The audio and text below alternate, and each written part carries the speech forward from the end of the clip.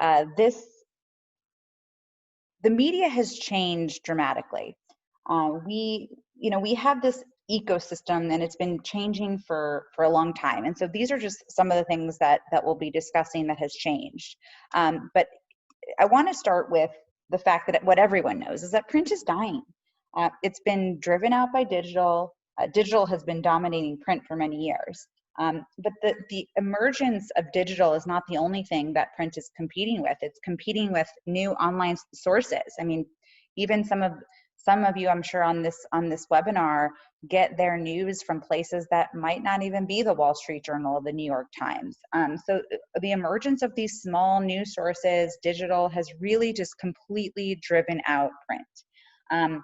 And in addition, TV newsrooms are consolidating because of this. Another thing that has really just changed the media is ad revenues are shrinking. I mean, COVID, of course, hit this dramatically as well. The economic consequences of COVID have been even more detrimental. People are cutting their ads, and not really, and really the print and online, their source of revenue is advertisement. So without this, they're drastically shrinking. The technology's impact is also really big. As you know, most of us are finding our news on social media. Journalists have competed with this for a long time. A lot of times, I'll get up in the morning and I check LinkedIn or Twitter, Instagram, and there's my news, and I haven't even hit the morning's papers. So the general flow of content from a variety of sources is, again, driving out print and online and just the general media landscape. There's also a lot of distrust in media. I mean, everyone's seen fake news. Distrust in the media has emerged, I would say, over the last 5 years. There's a lot of work to be done to rebuild trust. I think it's starting to get better. But what has changed with this is that accuracy is much more important than speed. 5 years ago, or even more, the main goal of a reporter was to be the first to report on the news. And now that has really changed. People need to be accurate. Speed has backfired. So, if you were the first person to report on a story 5 years ago, you would win the gold prize. But because of the scrutiny and fake news, accuracy is the number one priority.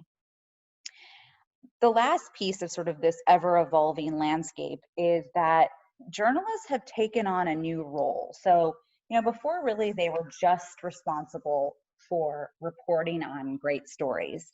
But now they're responsible for subscription numbers. They're responsible for clicks. I mean, this really used to be the ad department's job, but now journalists are responsible because of the era of the paywall. And it's really something that they have on their resume. And so, they really have to think about what's going to drive these clicks and what's going to drive these subscriptions.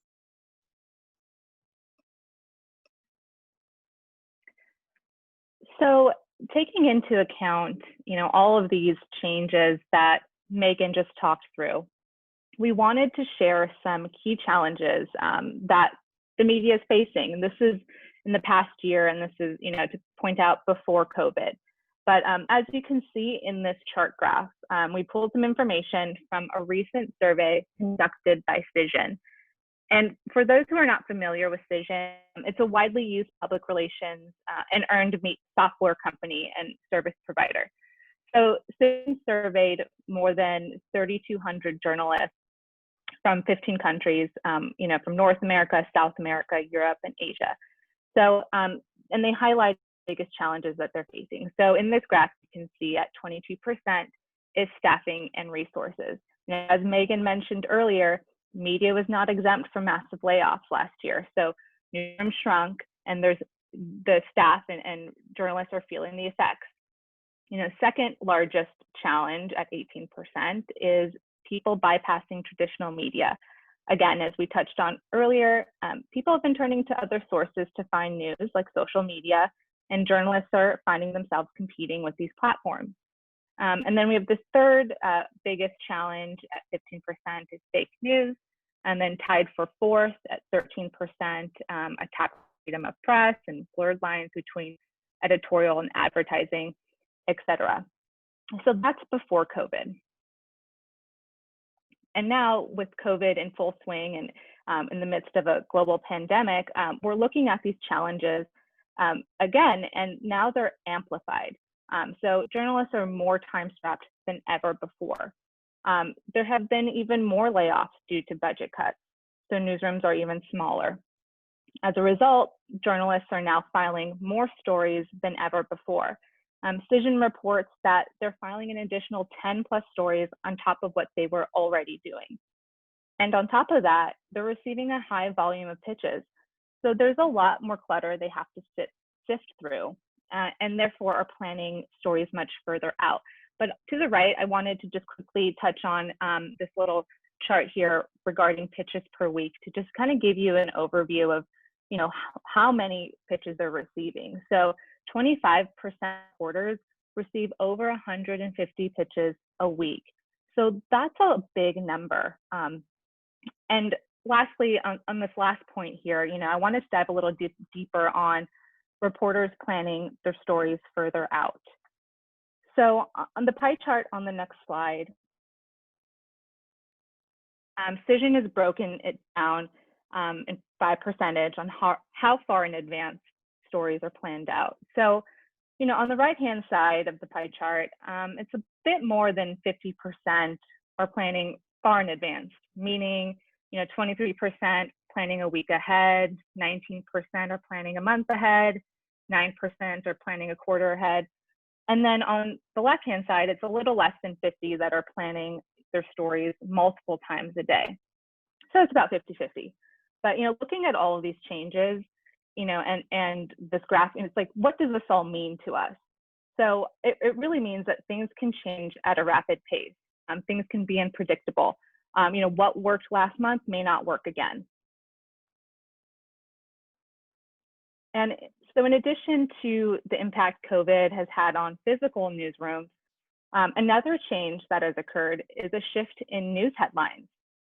So COVID, along with recent and current national events like the fires that are dominating the West Coast, Black Lives Matter, the election, all of these are dominating the news cycle right now. And an interesting point was that we saw at the beginning of the pandemic where newsrooms were putting all their stories on hold and only focused on COVID-19. So it was an all hands on deck situation. Now, that has shifted slightly. There's still an overwhelming focus on COVID and national news, but we're seeing some fatigue with newsrooms and journalists. They're now looking for more human interest pieces. COVID changed everyone's lives, and they want the personal side of the story now. Another point is that journalists are looking at things through a current event lens. So it's important to know, to ensure that when we are pitching and when we are trying to get news around your story, that it's not tone deaf. We have to acknowledge what's happening around us, and we need to keep that in mind when pitching stories. Okay, so Allie just spoke about these changes. So what do we do now? How do we actually get media attention? So there's a few things that we're going to go through right now that we think is going to help you and your firm get more media attention. The first aspect is you need to know what's relevant to the outlet's target audience, their readers. So I'll give you an example. If you want to get into the Washington Business Journal, it needs to be relevant to that specific market. They don't only want nationally relevant topics, but why should DC care? Same thing with LA Times, New York Times. Why should that specific market care? Understanding what might be important to an outlet's reader also means you know what's going on in that area. For example, California, Los Angeles specifically, is still very much on lockdown. Don't talk about travel with new lockdown orders, or be, as Ali said, don't be tone deaf. You have to know what's going on in those local markets. You also really want to clearly state the news hook. Okay, so always answer the question, why are you telling me this now? Or why should I care? Remember, as Ali said, they're inundated. Reporters don't have time to sift through the clutter. First of all, they're extremely short staffed. They're getting much more pitches and releases that they have to handle. Everybody is, a healthcare reporter now. They don't have the time. So why should they care? And really, if you see these quotes, these are from actual reporters. The quote on the right says, don't pitch ideas that are blatantly self-serving. Pitch a trend that fits within your expertise, a timely issue that they might be writing about. And then the lower quote is, tell me in 1 or 2 sentences why this is important. So it's really, really important within the first line that you state the news hook. Avoid industry jargon. I can't say that, you have to remember that unless you're pitching a legal trade or a real estate trade, you're not talking to other lawyers or real estate experts. Even a lawyer or real estate expert wants plain speak their language. If you're an accountant or a CPA, speak the language of the reader. They might not understand all of the nuances that go on within your industry. The other aspect is add your opinion. I mean, don't just state the obvious, but what do you think? What is your perspective on the subject? And this is what we talk to clients about all the time, because a lot of times the stories and topics that we're pitching, they might not be revolutionary or earth-shattering, but what is your thoughts on it? What is your perspective on it? And that's what's new and interesting. So the couple other tips of how to get media attention during these times is that don't forget that reporters are covering new and additional beats. As I had mentioned, every reporter is now a healthcare reporter. People are being sent to the front lines to handle coverage that they've never done before. What does this mean? You might have to hold their hand through stories. I mean, the process isn't the same. So think about a reporter who has to write a story about COVID-19 and they're not a healthcare reporter, and then they have a call that they only maybe have a 10-minute break in to get a snack and run to the restroom, and then they have to completely switch gears and write about financial services. So you have to hold their hand, and you have to remember that they don't have a lot of time for background or getting up to speed. So really step them through some of the background and the process, and that's going to really help them, and in turn they're going to want to come to you as a resource because you've helped them so much. The other piece is you have to set realistic expectations. A major news announcement that would at one time get multiple placements may only get 1 or 2 placements this time, and you really just can't push overly promotional material. As you saw in one of the quotes from a reporter in the last slide, it's like they don't want to just hear about your firm, they want to know the news. And really, I've heard from a lot of reporters lately that they feel like they're getting a lot of this overly promotional material, and it just is not, it's not of interest to their readers. So again, going back to what will interest the outlet's readers. And then pitching preferences. I mean, emails are still really important because, that's just the way of the world, especially this virtual world. But just remember that they're flooded with emails more than ever. You have to be very concise when emailing. I'm sure that everyone on this webinar can relate to when they've had a day or a week or months, or maybe this is how your life is in general, when you're just constantly inundated with emails and you just don't have the time to go through every single one. So the more concise you are, and the more clearly you state the news hook, the better the chance your email is going to get read, and the better the chance that you're going to get an opportunity. And then you have to be available via FaceTime, Skype, and Zoom. The days of passing on this for a phone interview are really over. People want to see your face. They want to have that option at least. Some of the interviews that we set up are still phone, but we offer the option of Skype, Zoom, or FaceTime. And then just know that even the most interesting stories can get lost in a person's inbox. So just if you take away anything from this webinar, it's, keep it short and simple, and make sure that they know why their reader should care. So we talked a lot about the challenges in the newsroom and how difficult and the hurdles we're jumping through now to break through the clutter. But I mean, I'd like to point out that there's still hope that your news still can get the visibility it deserves.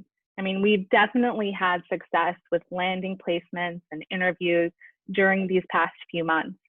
But as Megan just pointed out, these topics that we're pitching need to have relevance. So these are just a few examples from a variety of clients in professional service industry of how we've broken through that clutter. I mean, lawsuit filings on hot button issues are going to still generate the interest they deserve. I mean, as Megan mentioned, it may not be the multiple placements it once was, it may be a handful, but it's important to note that the difference is that we want to highlight what the issue is, what the overall story is. It's about, leading with that information versus the facts of the case. I think that's more of the difference this time around and how you can really get that spotlight. The second point here is that leveraging trends and topics, that's still a great way to insert your spokespeople into conversations around these trends. An example here is TikTok. I mean, this is a trend, a company that's being talked about because of just the evolving situation. So finding these relevant topics that you can insert your spokesperson to talk about is still a great way to get that coverage. And third is that COVID-related topics are still relevant. This isn't going to change for the foreseeable future. So keeping that in mind, breaking through that clutter with COVID topics is still a possibility. I think the change is that we're now focusing on how COVID has impacted, your clients, your business, the industry. And journalists want to know what's happened. No longer are they interested in speculation. I mean, they want to hear specifics and also the human interest side of the impact COVID has had. So these are just some examples of how, we worked through these challenges with many of our clients. So as you all know, these are uncertain times. I think that we're all feeling it in a variety of ways. And as I said, the media is really no exception. This industry still faces a lot of uncertainty, like many industries and businesses.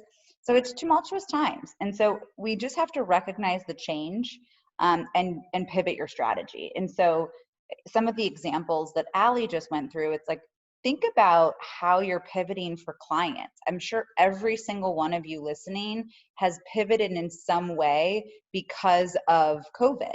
And you're talking to them about different subjects. You're facing new challenges with them. They're coming to you with different questions. It's the same thing that you have to do with media.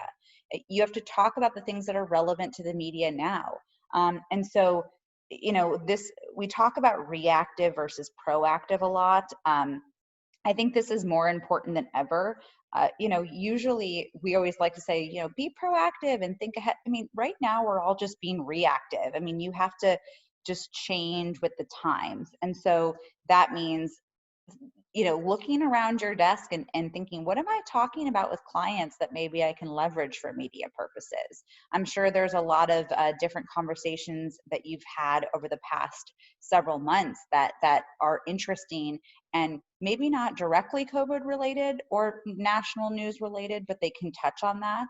And if they're not national news or COVID related, that's fine too.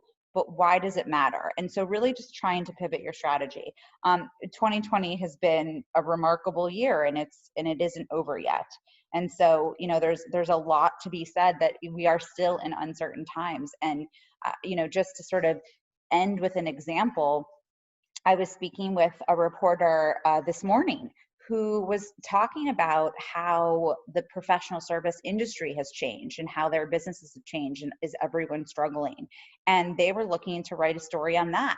And so, yes, it's COVID related, but it's more business and operational related. And so, maybe it's focusing on some of the things that you've been talking about with your clients as it relates to their operations or their business or the challenges that they face. So we would be happy to talk with you more about this and how everything is changing. We are available for questions. Here's our contact information. We're not going to be taking a Q&A on this webinar, but this contact information, we'd be happy to talk with you, or if you can email us questions, we'd be happy to give answers, but we appreciate you listening in. We'll be doing a lot more of these webinars. Our next webinar is in October 29th. We will be talking about nominations and awards. Are they worth it? So stay tuned for more. Thank you so much.